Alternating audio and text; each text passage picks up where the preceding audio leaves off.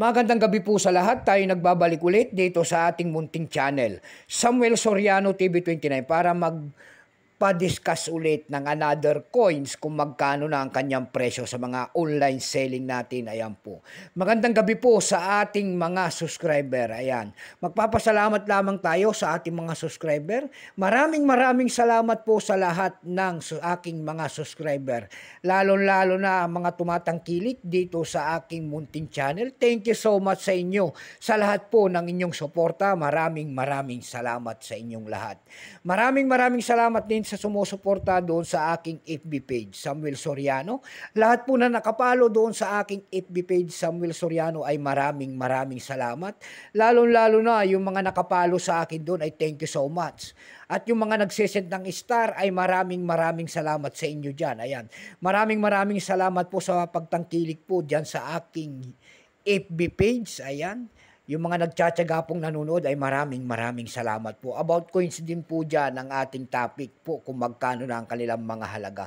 Yun naman pong hindi pa po nakapag-subscribe dito sa aking YouTube channel. Ayan, anyayahan ko lang sana kayo at malaking tulong na po ubagay ang inyong gagawin. Tulad na lamang po ng pagpindot ng ating subscribe button, like and share para ma-update ko kayo sa mga latest ko pang gagawin mga video po.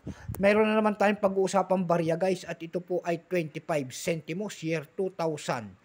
Na wala ng halaga. Kung tawagin ng mga Tagalog ito po ay tansong dilaw. Ayan.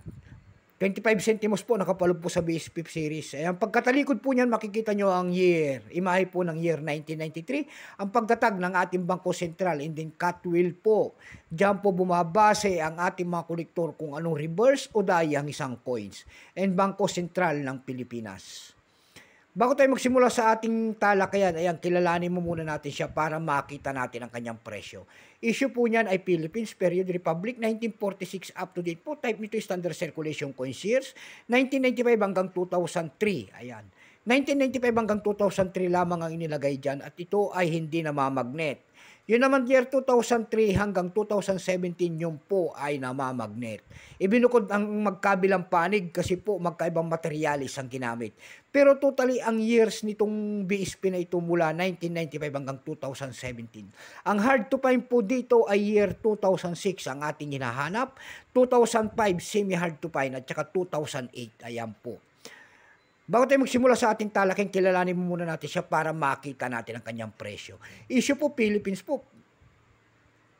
Ay value nito 25 centimos, nakalagay po sa BSP series. Currency piso, 1967 up to date po. Composition niyan ay brass. May bigat lamang 3.8 grams, ay habang 20 mm. May kapal po naman itong 1.5 mm. Hugis po bilog, orientation, middle alignment. Number N-1682, reference number KM-271, Central Bank of the Philippines sa kanya nasa likod. Ito pong year 2000, ito po ay 14%. Wala po may pakita ang ating Bangko Sentral kung ilang piraso ang ginawa sa mga barya na ito. Pero may price na po yan doon sa ating numista.com. Yung kanya extra pa yung 16, almost uncirculated 20. Ang circulated nito ay 48 pesos. Dumako naman tayo sa kanyang presyo. Mahirap nang magagilap ng kanyang presyo. Ayan po. Doon sa ating ebay.com, mayroon tayong nakita nagbebenta doon ng $7.20. Dito po sa Carousel PH, sa pangalawang website po, mayroon tayong nakita doon nagbebenta sa Carousel PH ng 300 pesos. Nasundan po ito ng 240 pesos. Yung pinakamalit po ay 200 pesos. Ayan lamang po ang ating may babahaging kanyang presyo. Keep safe po sa lahat and God bless.